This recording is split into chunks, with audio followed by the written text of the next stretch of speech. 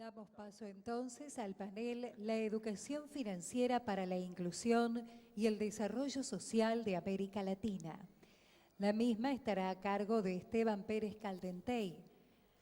Caldentey es magíster y doctor en Ciencias Económicas, docente universitario. Integra la Comisión Económica para América Latina y el Caribe. Ricardo Aronskin es licenciado en Economía y magíster en Relaciones Internacionales. Investigador y docente. Autor de artículos y ensayos de investigación en Ciencias Sociales. Es coordinador general del curso La Educación Financiera y su Enseñanza del Programa de Formación Docente Nuestra Escuela del Ministerio de Educación de la Nación, en convenio con el Banco Central de la República Argentina. Al licenciado Aronskin le cedemos la palabra.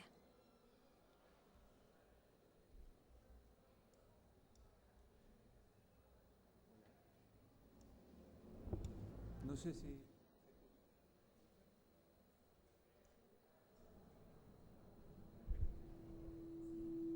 Bueno.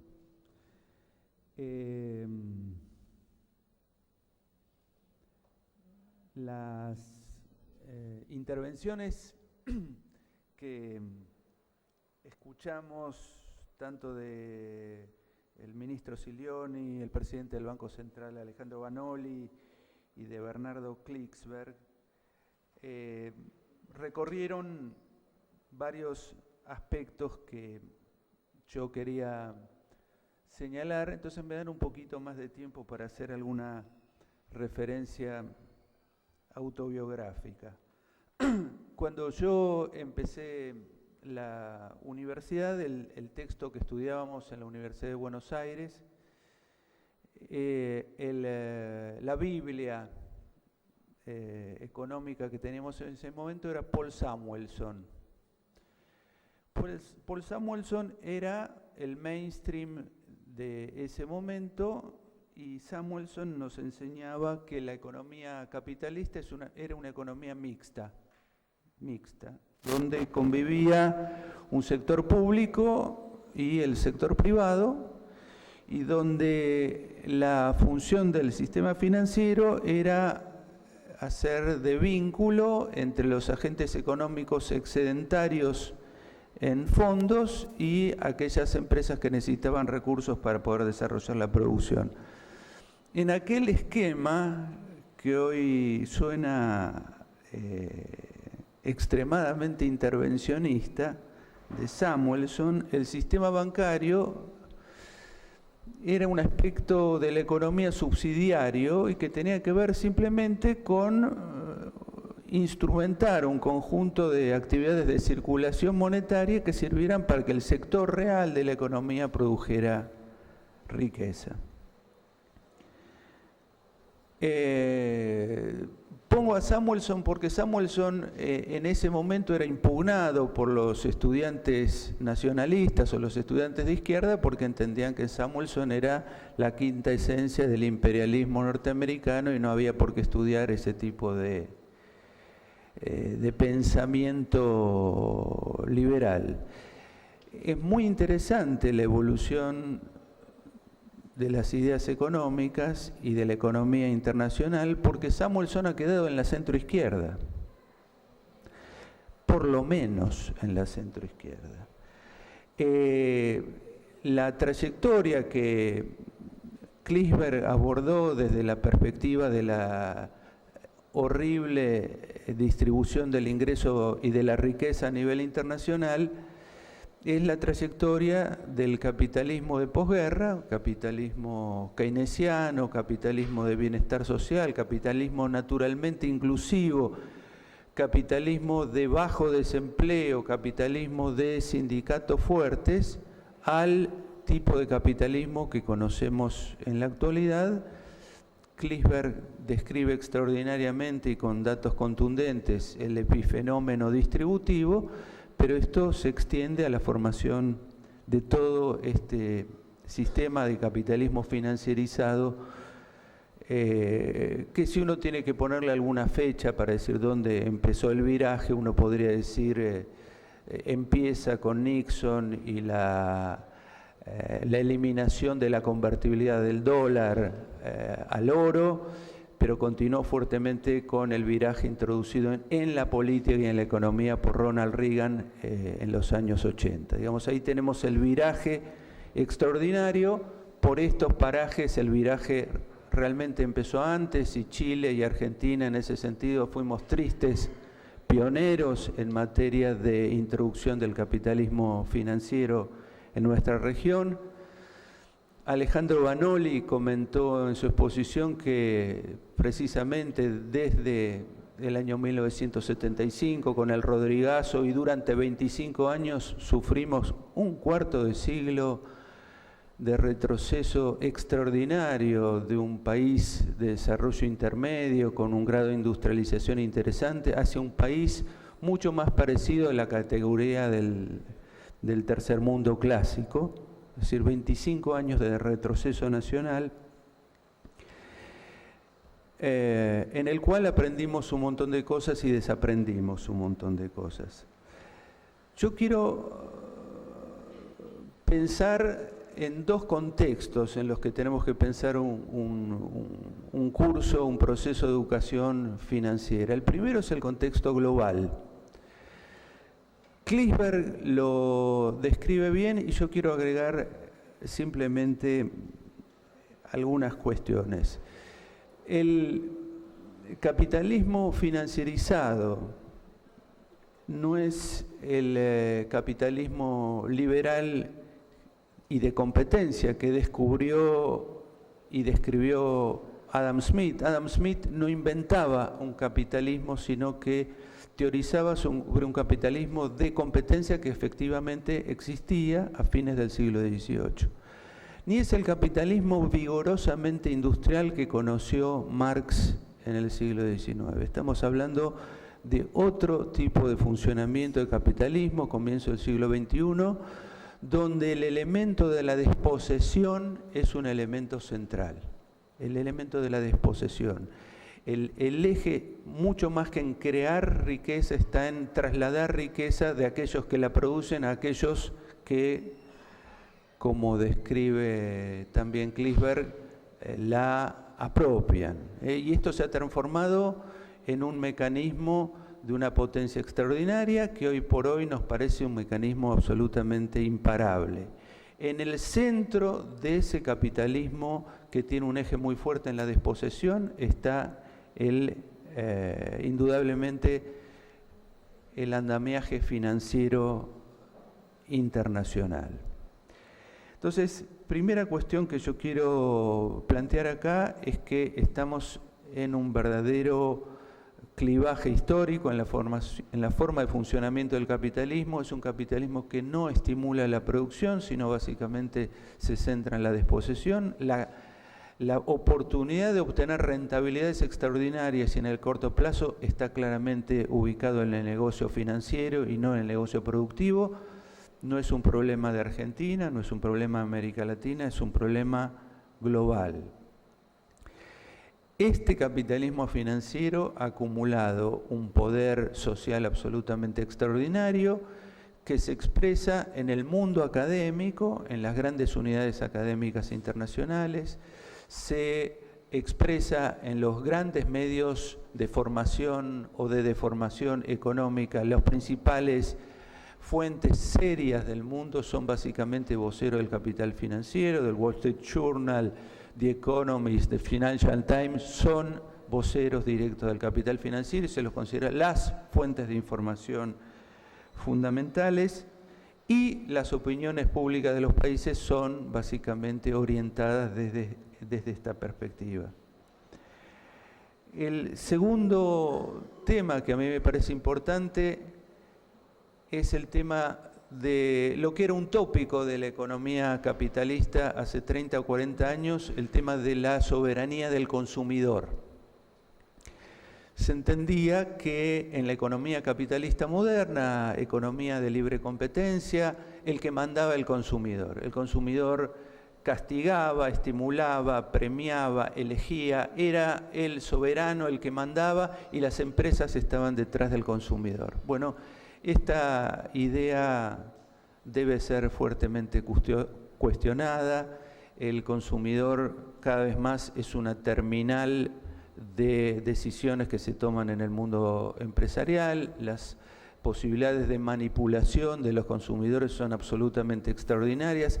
Se ha avanzado enormemente en la performación de la subjetividad de los consumidores, con lo cual estamos en un proceso donde esta especie de invento de una especie de consumidor soberano que tiene una capacidad extraordinaria de plantarse independientemente y de decidir en forma soberana, bueno, todo esto hay que revisarlo y pensarlo de otra forma porque tenemos problemas serios. Dicho esto en general, digo específicamente en el ámbito específicamente financiero, tenemos problemas gravísimos en relación, y en Argentina por suerte esto se está empezando a tematizar, de la relación de los consumidores, de los usuarios y de los servicios financieros. Es claro que cualquier consumidor de servicios financieros frente al poder de los bancos está totalmente desprotegido. Y si no hay una mediación y si no hay una capacidad fuerte del Estado y una conciencia colectiva del peligro de vulneración de derechos que tiene el funcionamiento actual del sistema financiero, me parece que estamos decididamente en una situación de extremada asimetría de poder en este campo. Ahora, estamos en una forma de capitalismo muy particular, en cuyo centro está el dispositivo financiero. Yo diría, después de la crisis del 2008 pasó algo que a mí me parece más grave aún, que es lo siguiente. Muchos veníamos discutiendo el funcionamiento del sistema financiero internacional previo a la crisis. Entendíamos, para decir algo, Karl Polanyi hace muchísimos años, décadas, dijo que el capitalismo desregulado llevaba al desastre y al autoritarismo. Bueno, desaprendimos todo a nivel de la humanidad, no entendimos las lecciones que nos habían dejado en los años 30 y volvimos a desregular todo el sistema financiero internacional en los años 80 y venimos a nivel internacional de crisis financiera en crisis financiera. Después del 2008, y dada la envergadura de la crisis internacional, hubo una especie de fantasía colectiva en el sentido de que volvíamos a los años 30, en el mejor sentido. Es decir, iba a volver a aparecer un Roosevelt, iba a volver a aparecer un Keynes. Digamos, el sistema financiero internacional desregulado nos había regalado una crisis de características catastróficas y eso iba a generar un impacto en la conciencia colectiva internacional y iba a promover una reacción en el sentido de reequilibrar el sistema internacional, recuperar la idea de que junto a los intereses abiertos y descontrolados del sector privado tenía que aparecer algo que reflejara el interés público, el interés colectivo, el interés general, el interés de la humanidad, y hay que decir que eso no ocurrió. A diferencia del año 30, en Estados Unidos, después de 4 años de crisis, el pueblo norteamericano vota a Roosevelt y empieza otra historia económica distinta a nivel planetario. Nosotros estamos en 2015, llevamos 7 años del estallido de la crisis internacional. No solamente no ha pasado absolutamente nada desde el punto de vista de transformaciones serias en el funcionamiento de la economía internacional, sino que el sistema financiero internacional está más concentrado, la distribución del ingreso es peor que nunca, los excedentes financieros son enormes y la incapacidad de absorber la producción es creciente. Es decir, algo de cómo está funcionando el sistema capitalista internacional está fuertemente desequilibrado y lo que me parece muy interesante es que a diferencia de la crisis del 30, donde surge un contrapeso adentro del sistema para reequilibrar el capitalismo, lo que tenemos ahora es mayor concentración y más poder financiero que antes a punto tal que el lobby en Washington en este momento es para desarmar las regulaciones que tímidamente organizó la administración Obama para poner en caja al sistema financiero internacional. Bernardo Klinsberg lo dijo bien, yo al comienzo de la crisis empecé a hacer las cuentas cada vez que le ponían una multa a algún gran banco internacional demostrando que había estafado a los usuarios y a los consumidores, multas de 5.000, 6.000, 8.000 millones de dólares. Yo hacía la cuenta, la comparaba con las ganancias de los bancos. En general son multas que se pagan con 15 días de trabajo de la empresa. Es decir, son absolutamente insignificantes, irrelevantes. La impunidad financiera internacional está consagrada en este momento. No hay ningún tipo de castigo serio, que tiene que ver con otro punto que es extraordinario y que yo diría es el entierro de Adam Smith, que es una expresión que se puso de moda a partir de la crisis internacional, que la debemos tener presente porque es de una relevancia extraordinaria, que es too big to fail, too big to fail, demasiados grandes para quebrar. Hay un conjunto de bancos internacionales que se los considera bancos sistémicos. ¿Y esto qué significa? Que son tan importantes que si quiebran arrastran a la economía y por lo tanto no pueden quebrar. Esto quiere decir que el Estado se tiene que hacer cargo sistemáticamente de que no quiebren, aunque son privados, sus negocios son privados, sus desastres son públicos, colectivos y los pagamos todos, pero las ganancias son privadas. Es decir, estamos en un sistema internacional que es la negación de los principios liberales de la economía capitalista, que ha consagrado un criterio. Hay un político norteamericano viejo y muy sabio, que es Bernie Sanders, que dice, no es too big to fail, es too big to exist. No pueden ser tan grandes como para existir y que tengamos que salvarlos y al mismo tiempo condicionan todo el sistema político, no solamente de los Estados Unidos, sino de todo el planeta. Entonces, tenemos que saber que vivimos en ese mundo, que no es un mundo precisamente de libre competencia, ni de derechos del consumidor, sino que es un mundo sumamente abusivo y con un desequilibrio de poder extraordinario. Pero ahora quisiera volver un poquito hacia nuestro país.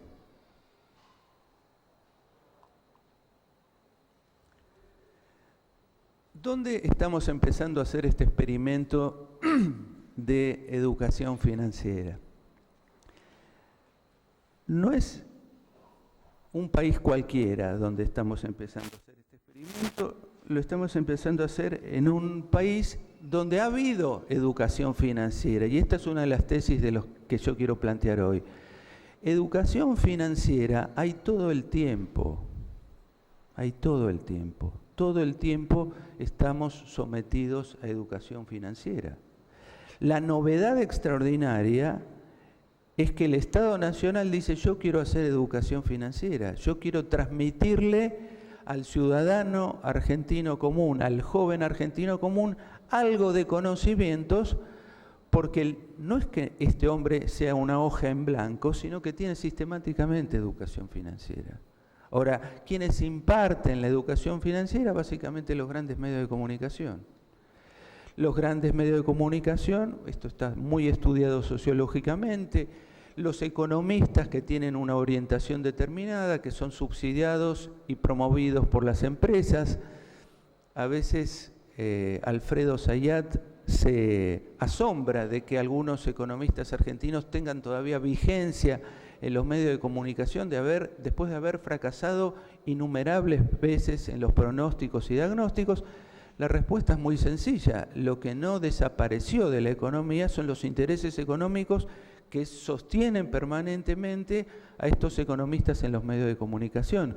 Y el error está en nosotros de pensar que estamos hablando de una discusión académica, de una discusión relevante de ideas.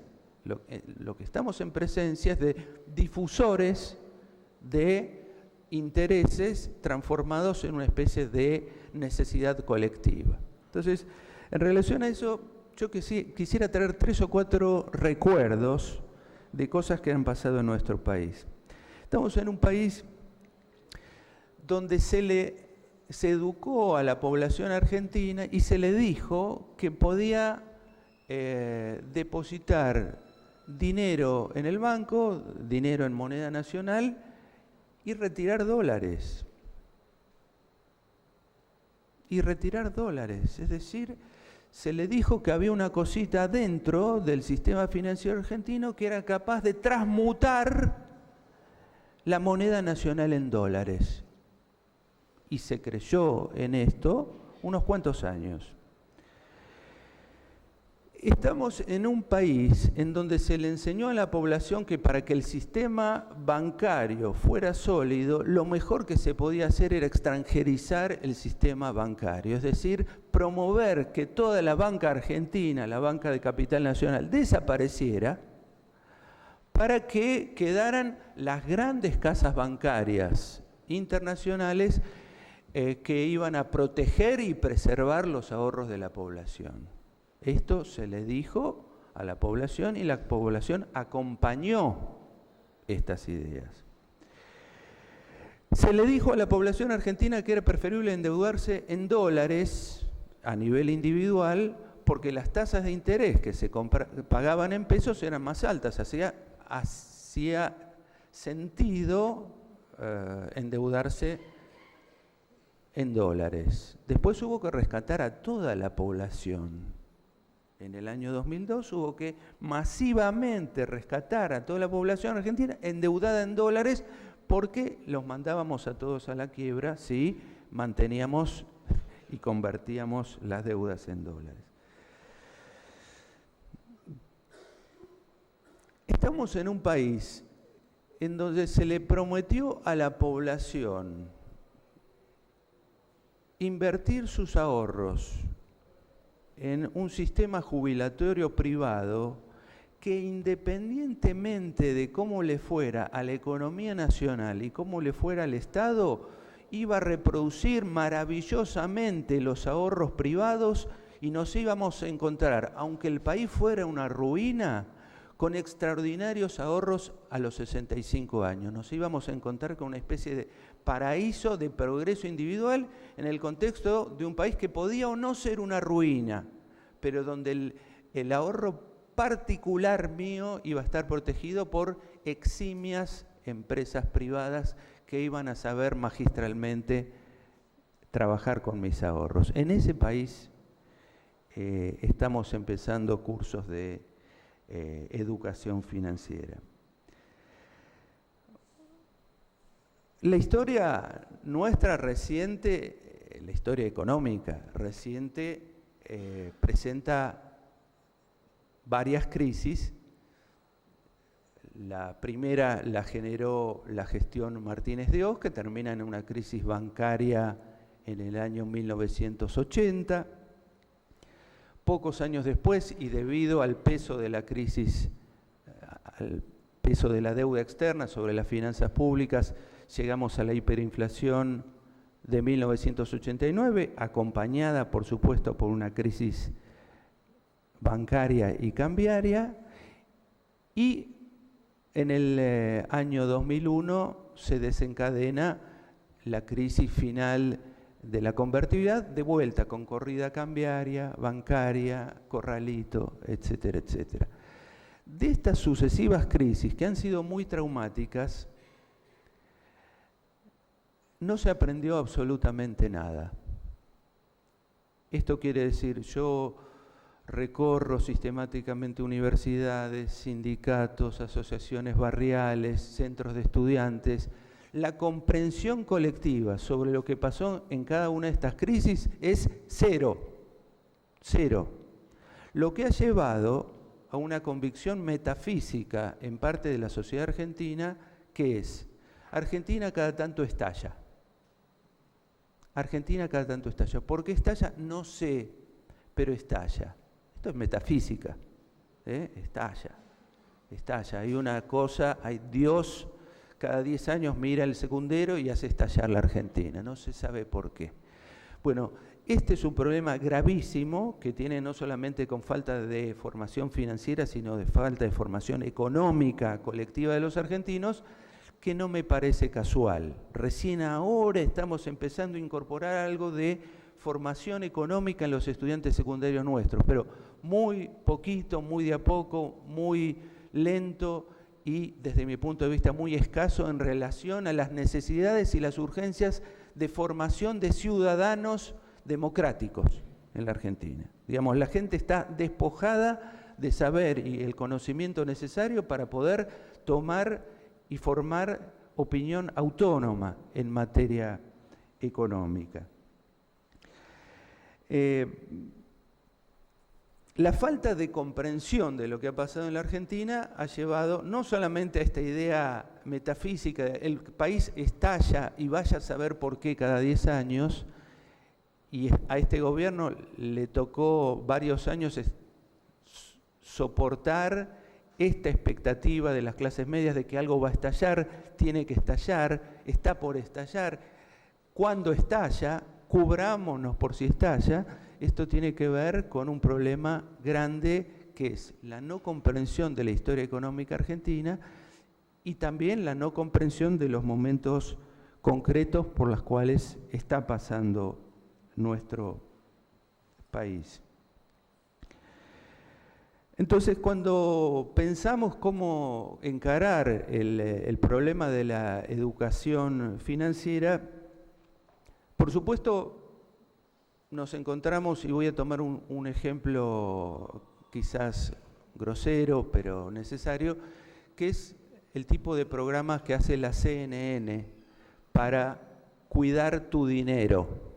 Cuidar tu dinero. La CNN en español nos enseña a los latins cómo cuidar nuestro dinero. Y entonces nos da tips, truquitos sobre cómo hacer para los $4 que tenemos, manejarlos en forma tal de que nos encontremos con $4.50 después de algún tiempo. Yo no quiero esa educación financiera.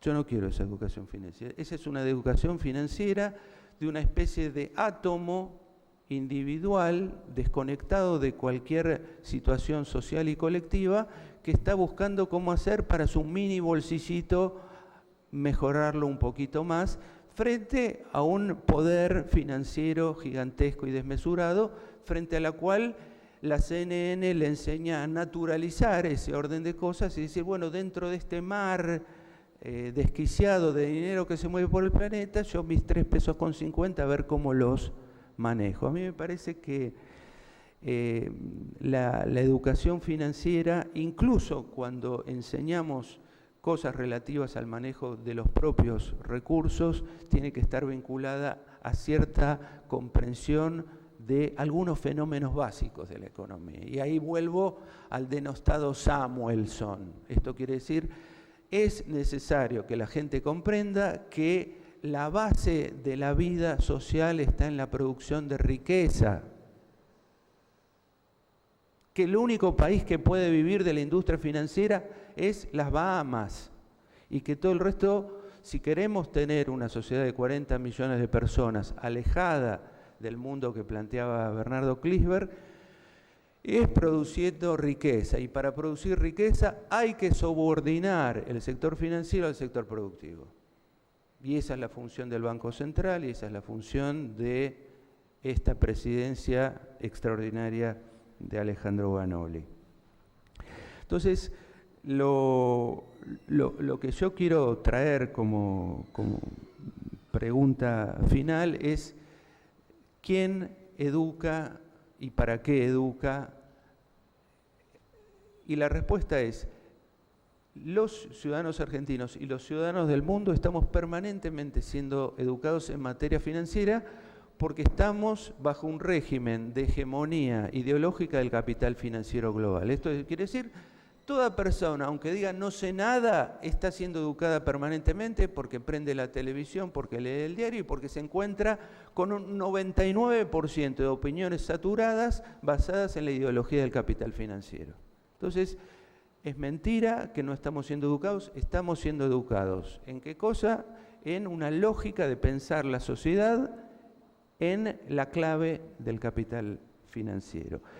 ¿Y qué podemos hacer? Podemos en principio empezar a decir que hay otra forma de pensar la sociedad, que hay otra forma de pensar la lógica productiva y la lógica financiera, y que hay otra forma de pensar los intereses individuales, que son dejar de desconectarlas de lo colectivo, empezar a pensar que una enorme salvaguarda para mis propios intereses es que haya un proyecto colectivo que me ampare, me proteja, genere producción, genere riqueza, dentro de la cual yo sí ahí podré decidir qué hago con mis ahorros, con mis ingresos, comprender las lógicas financieras necesarias para este proceso, pero si no se entiende que el paso previo para pensar una lógica individual es entender que tengamos un techo colectivo que nos ampare y permita generar riqueza para que todos puedan gozar de una vida suficientemente buena, si no se entiende eso, me parece que tenemos el grave peligro de caer en una especie de pecado de CNN, que no es lo que pretendemos desde las políticas públicas en la Argentina. Nada más. Muchas gracias, licenciado Ricardo Aronskin. Queremos recordarles que en las carpetas que recibieron se encuentran unas hojitas para que ustedes puedan escribir allí las preguntas que tengan para los especialistas durante las distintas ponencias. Continuando con el panel, la educación financiera para la inclusión y el desarrollo social de América Latina, tenemos ahora la disertación del doctor Esteban Pérez Caldentey. Doctor, si requieren más de estas hojitas, las pueden solicitar, los asistentes de sala se las van a entregar.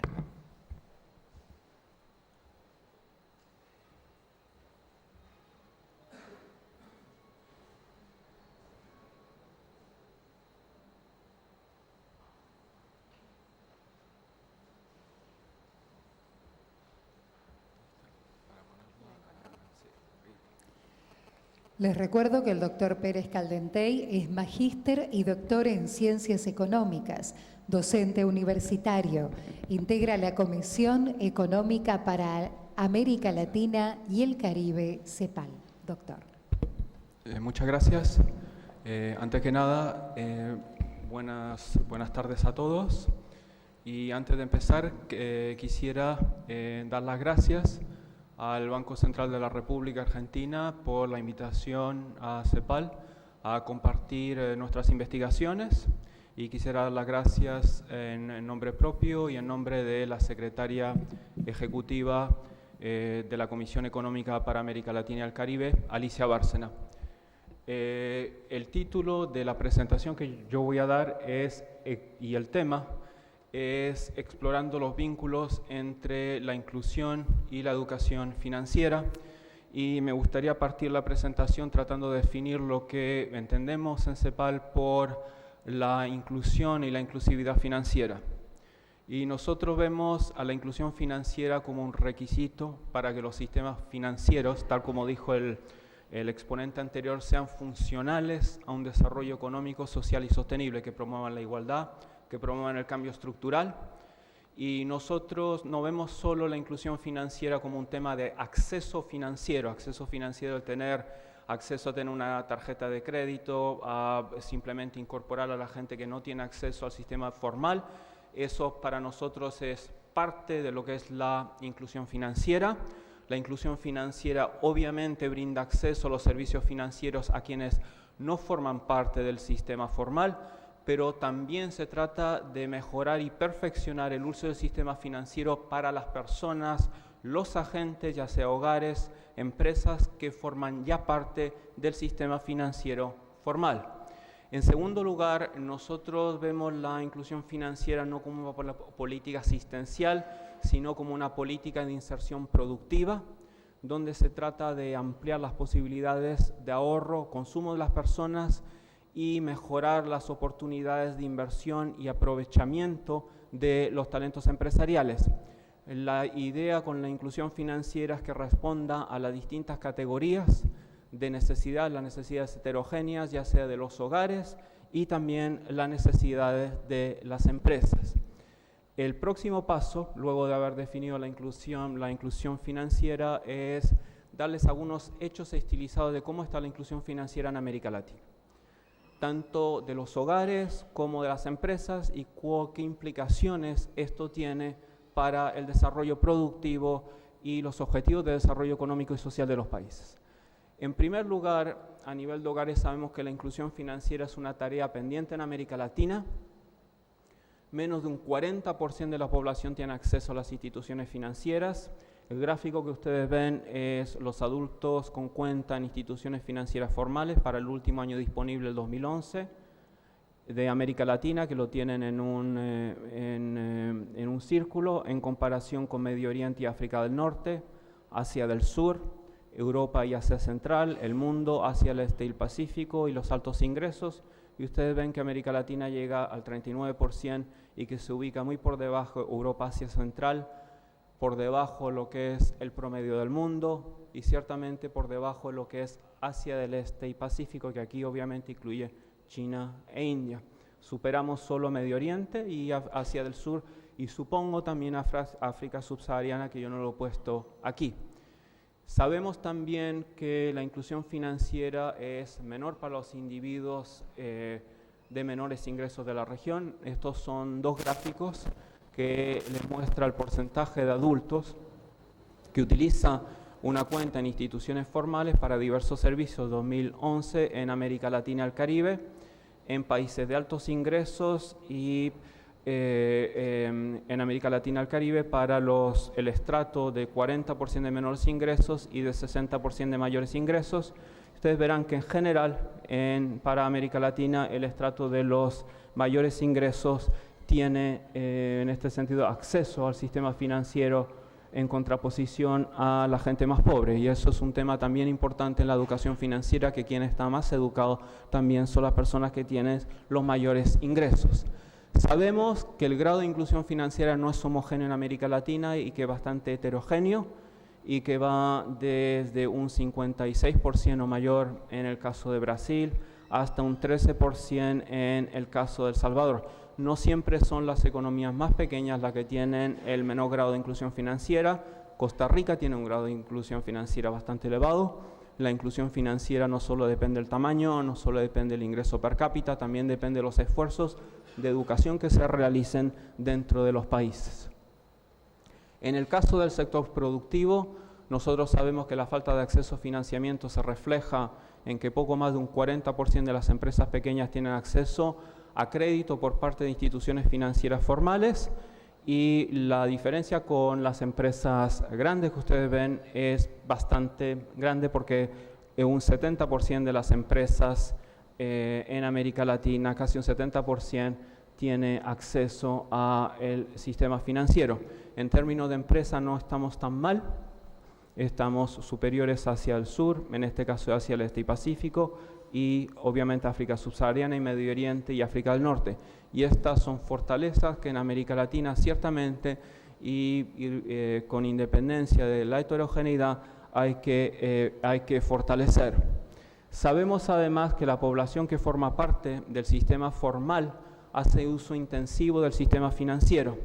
El gráfico muestra la distribución de la población que utiliza el sistema financiero según la cantidad de depósitos, porcentaje del total, y lo hace por frecuencia de los depósitos, por 0 depósitos, 1 de depósitos y más de 3 depósitos.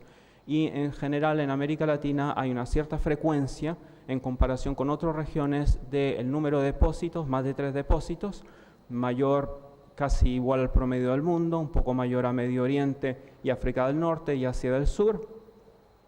Y 1 de depósitos tiene una de las mayores proporciones con respecto a otras regiones del mundo, incluso del mundo en desarrollo y del mundo desarrollado. Y este tema refleja esencialmente que la región ha avanzado en la utilización del sistema financiero, las personas por lo menos que están incluidas como medio de pago. Ustedes ven, por ejemplo, que el porcentaje de la población que utiliza tarjeta de débito en porcentaje del total es un 28-29%, con la heterogeneidad que caracteriza a América Latina. lo cual es superior a otras regiones. Y tenemos exactamente el mismo hecho estilizado en el caso de las empresas. Las pymes, que de sobremanera son responsables de la mayor cantidad del empleo en América Latina, utilizan el sistema mayormente para depósitos y como medio de pago, como se ve en los distintos países. Una historia distinta es el tema del uso del sistema financiero para los productos de crédito. Es decir, para fines de producción y fines de inversión, el sistema financiero se utiliza mucho menos. Se puede utilizar para pago de salarios, pero no ni para inversión fija ni para inversión en capital de trabajo. Y esto se muestra en esta encuesta que muestra la proporción de inversión financiada con fondos internos para la manufactura y los servicios por tamaño de empresas para una serie de países de América Latina, para una encuesta que se tomó en el Banco Mundial en el año 2010.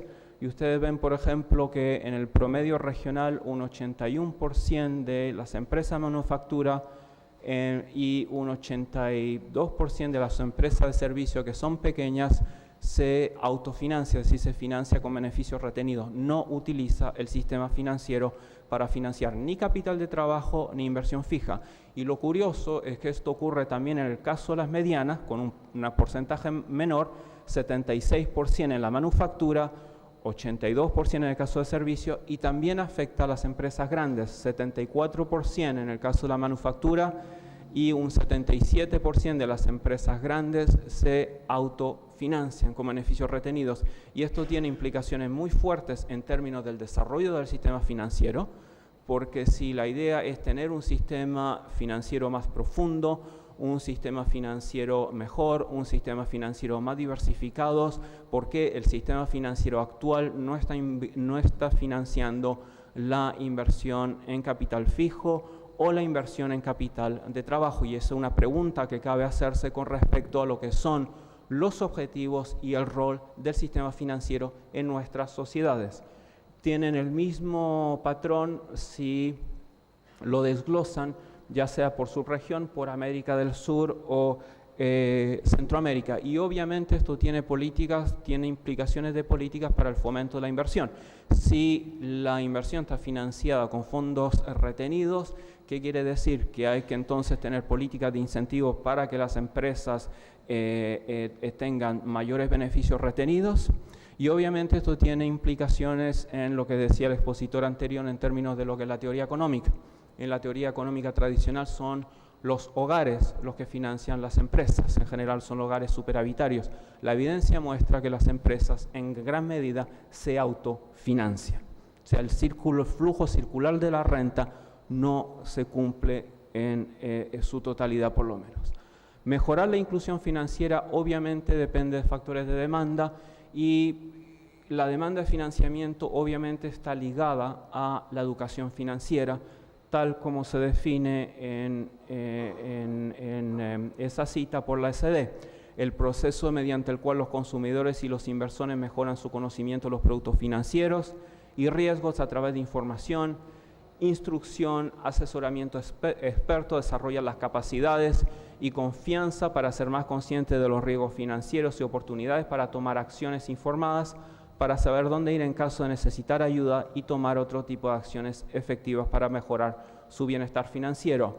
La evidencia y una primera evidencia que hay, dada la escasa evidencia en general que hay en algunas regiones del mundo y en América Latina con respecto a la cuantificación de la educación financiera, en general, por ejemplo, para los hogares que nunca han solicitado un préstamo, gran parte es riesgo, la aversión al endeudamiento, 58% del total, y la falta de conocimiento o requisitos para abrir una cuenta bancaria, 19%. Estamos en casi un 80% que lo hacen o porque no quieren endeudarse, tienen aversión, o simplemente porque tienen esa falta de conocimiento, que son temas obviamente que están ligados a la demanda, porque las personas no demandan un crédito.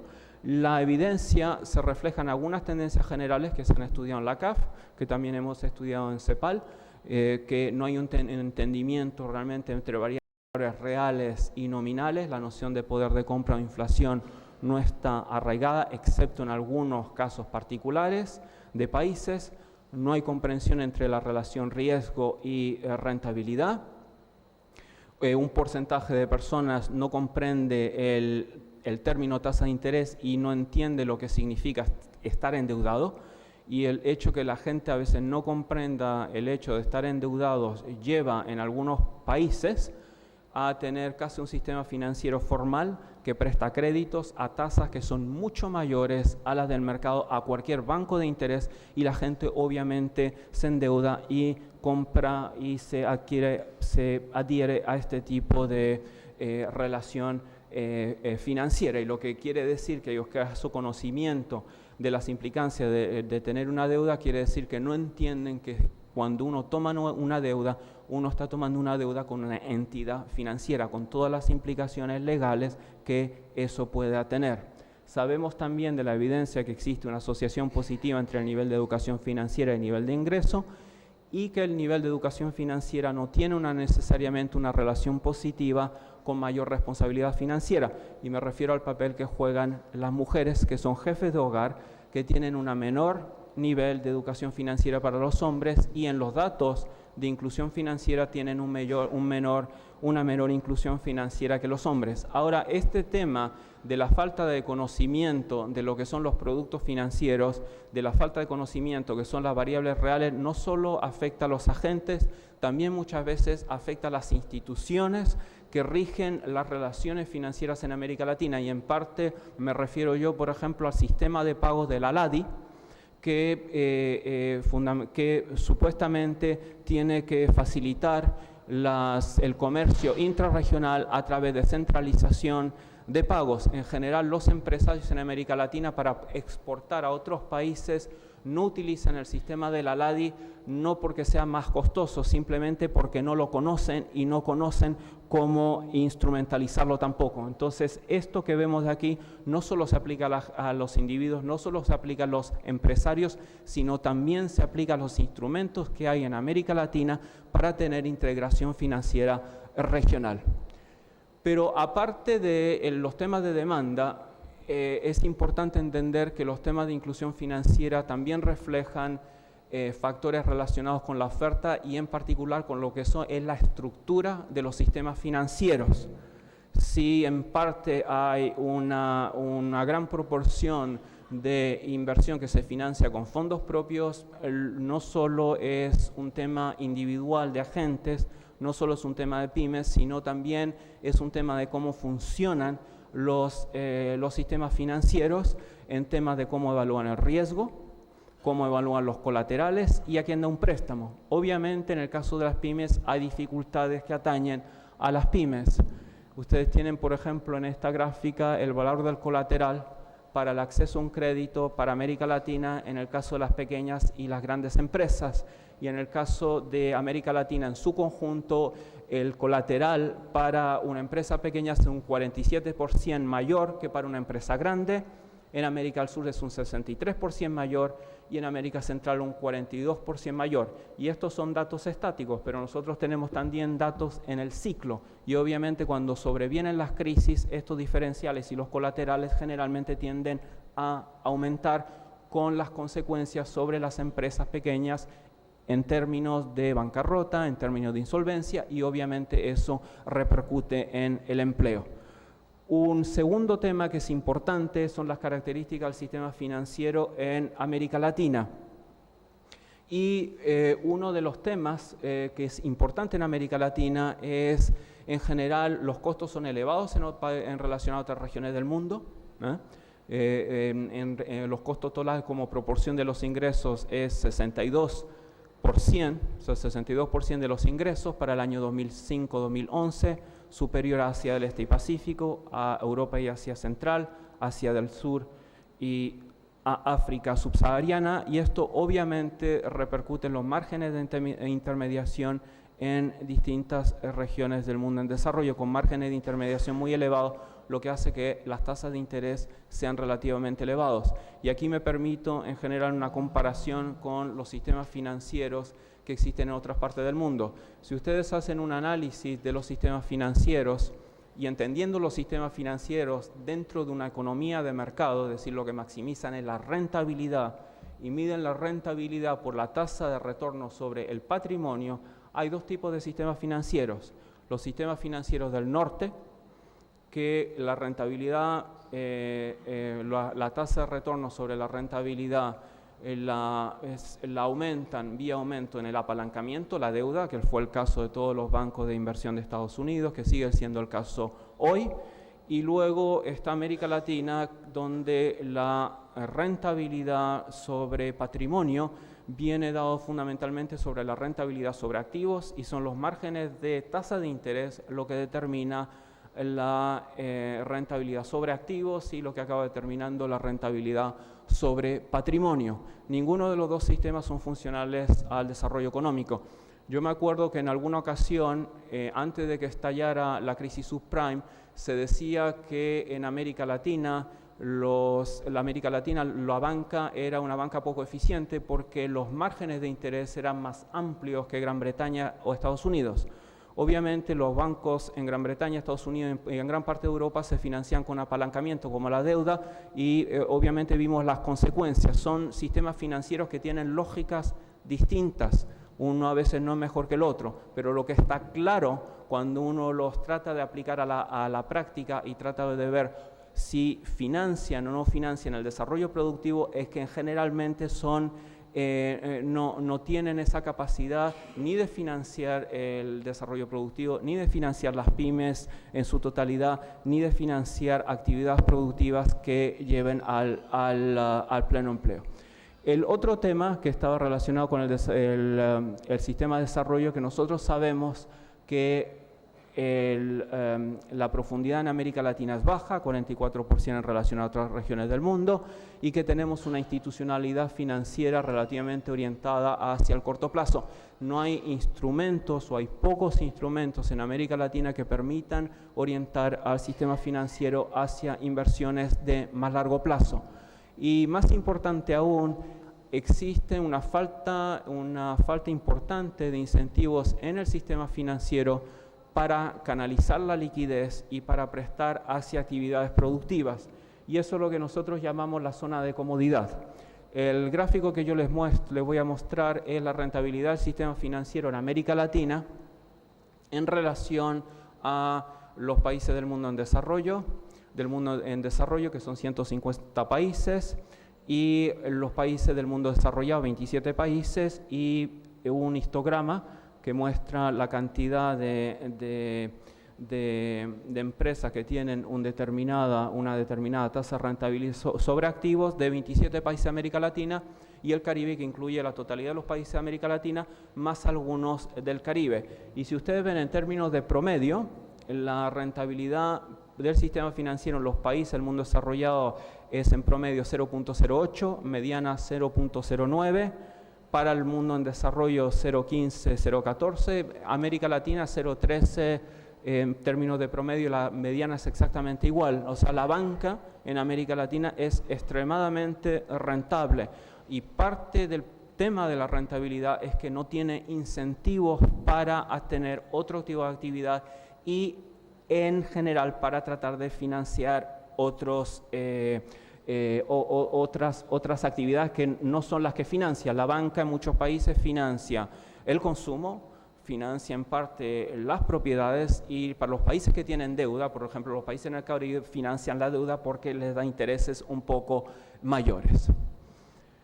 En suma, como recomendación de política, una mayor inclusión financiera para examinar esta idea de relación entre inclusión financiera y educación, que responda a las necesidades heterogéneas de los hogares y los pymes, porque eso es lo que queremos con la educación financiera, lograr inclusión. Obviamente pasa por avanzar en la educación financiera, como varios países de América Latina, incluyendo Argentina, lo demuestra. Estos son los países que tienen algunos de los países que tienen programa de educación financiera. Pero también, eso es parte de la demanda, pero también hay que adecuar la estructura de la oferta. Y la estructura de la oferta pasa por diseñar un sistema funcional, un sistema financiero funcional a los objetivos de desarrollo económico y social de la región. Y para esto nosotros pensamos que la innovación financiera no es una mala palabra y que la innovación financiera se puede utilizar para fomentar el desarrollo productivo, no el desarrollo financiero. El financierismo ocurre cuando la innovación financiera se utiliza con fines de desarrollo del sistema financiero, no del sistema productivo. Y existen varias innovaciones en el caso de América Latina, en parte por la complementariedad que hay, por ejemplo, entre la banca pública y la banca de desarrollo, donde hay innovación financiera que se utiliza para el desarrollo productivo. El capital semilla en algunos de los países es un ejemplo. Y nosotros pensamos la innovación en términos de la institucionalidad del sistema financiero, en términos de los instrumentos para manejar el riesgo y también en términos de los procesos financieros. Y la innovación en los procesos financieros no es solo la ampliación de la red financiera, es parte, es decir, establecer cajeros automáticos o establecer medios de pago, sino también, por ejemplo, flexibilidad en la manera de evaluar la capacidad de pago de las personas y las empresas. Hay bancas de desarrollo que complementan a la banca comercial, que evalúan la capacidad de pago yendo al terreno en vez de evaluar sobre crédito, técnicas que son más estadísticas, más objetivas y que se evalúan en las sucursales del banco. Y por esto, y en este sentido, nosotros pensamos que la innovación financiera puede ser conceptualizada en sentido amplio como un bien público, de la misma manera que uno conceptualiza la salud o la educación como un bien público, yendo un poco más allá de la definición tradicional y en algunas partes neoclásicas de no rivalidad y también de no exclusión. Y pensamos que todos los esfuerzos de educación e innovación financiera tienen que ser dinámicos en el tiempo, y para ilustrar este dinamismo en el tiempo, esta gráfica le muestra a ustedes un proyecto, del ciclo de vida de un proyecto desde la gestación, inicio, crecimiento, consolidación. Los instrumentos financieros que uno requiere en la gestación son distintos de los instrumentos que uno requiere en el crecimiento y distintos de los instrumentos que uno requiere en la consolidación de un proyecto y la consolidación de una empresa. Y cada instrumento requiere también un proceso de educación distinta de cómo utilizarlo, cuándo utilizarlo y de conocer bien el modus operandi de este instrumento. Nosotros sabemos, por ejemplo, de algunos estudios que hemos hecho en la CEPAL, que el inicio es el periodo más riesgoso de una empresa, y para eso, por ejemplo, en algunos países, que yo me acuerdo en el caso de Costa Rica, se utiliza el capital semilla para tratar de generar como instrumento esa parte de lo que se llama el Valle de la Muerte, para que una empresa pueda tener el financiamiento necesario para pasar a una fase de crecimiento. Y eso obviamente requiere un proceso de educación financiera distinto al resto de los otros. Entonces, para resumir, el nexo y el vínculo entre inclusión financiera pasa por un tema de demanda y pasa por un tema de oferta. La educación financiera como algo esencial, pero también por el tema de oferta, cambiar la estructura del sistema financiero o complementar la estructura del sistema financiero con otro tipo de instituciones, por ejemplo, la Banca de Desarrollo Nacional o, en algunos casos, la Banca de Desarrollo Subnacional o la banca pública. Y que estas instituciones pueden tratar de contribuir, y lo hacen de hecho en América Latina, es algo sobre la práctica, a crear un tipo de innovación financiera que permita la inclusión y que un tipo de innovación financiera que permita el desarrollo productivo y que permita a los países cumplir con sus objetivos económicos y sociales. Y que esto requiere, tanto en términos de educación como en términos de innovación, pensar estos procesos de forma dinámica en el tiempo y según las necesidades heterogéneas de los hogares e individuos y también de las empresas. Muchas gracias. Muchísimas gracias, doctor Pérez Caldentey. Vamos a abrir un breve espacio para preguntas. Si tienen alguna consulta, tal vez han logrado escribirla, plasmarla en los papelitos que les entregamos. Allí el caballero, no sé si me la pueden alcanzar, por favor. Muchísimas gracias. Si tenemos más consultas para nuestros especialistas en este primer panel, la educación financiera para la inclusión y el desarrollo social de América Latina. Para el licenciado Ricardo Aronskind, ¿Es posible en la Argentina subordinar el sector financiero al sector productivo sin reformar la ley de entidades financieras? Por favor, licenciado. Bueno, excede lo que yo puedo decir, pero yo creo que parte de la institucionalidad dejada por la dictadura militar de 1976 no ha sido removida aún. Si prácticamente todo el espectro democrático coincide que la gestión económica de José Alfredo Martínez de Hoz fue una de las peores experiencias económicas en la historia de la Argentina moderna, creo que debería ser también un compromiso democrático pasar a una revisión completa del legado institucional de la dictadura militar. Y ahí la reforma financiera de 1977, con todos los emparches posteriores, debería ser decididamente removida.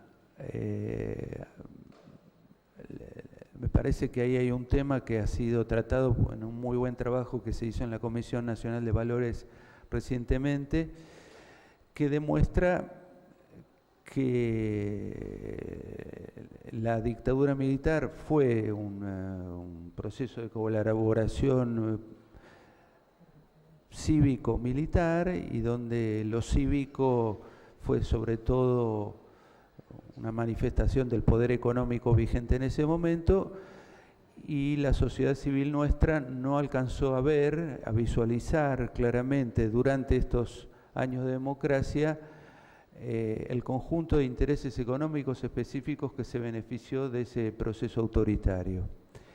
Entonces me parece que ahí hay un conjunto de supervivencias económicas e institucionales que son el legado de la dictadura y que nuestra imperfecta democracia no alcanzó a remover, y me parece que es una tarea pendiente de la democracia. Muchas gracias, licenciado. ¿Alguna consulta más? Por favor. Muchísimas gracias, caballero.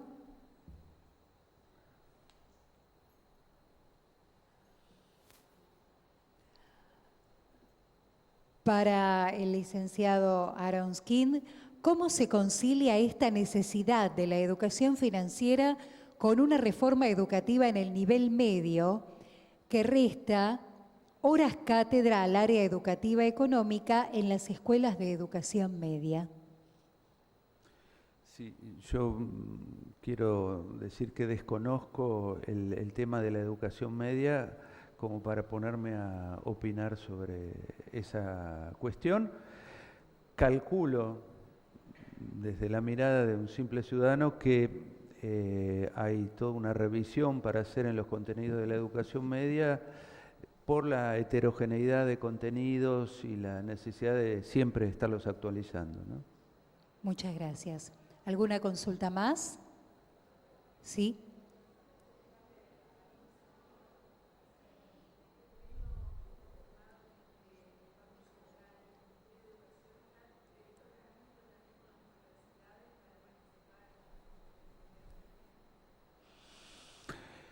En principio esto no está planteado, y la verdad que involucrar a las universidades sería un paso extraordinario, porque me parece que todavía el sistema universitario argentino tiene un grado importante de mal entendida autonomía que está confundida con autismo, y me parece que la universidad, siendo dependiente del presupuesto público y financiado por el pueblo argentino, tendría que tener un nivel mucho mayor de involucramiento en la difusión de conocimientos que se producen en el ámbito universitario.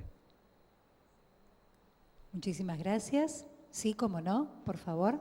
¿Nos pueden alcanzar la pregunta de la dama? Gracias.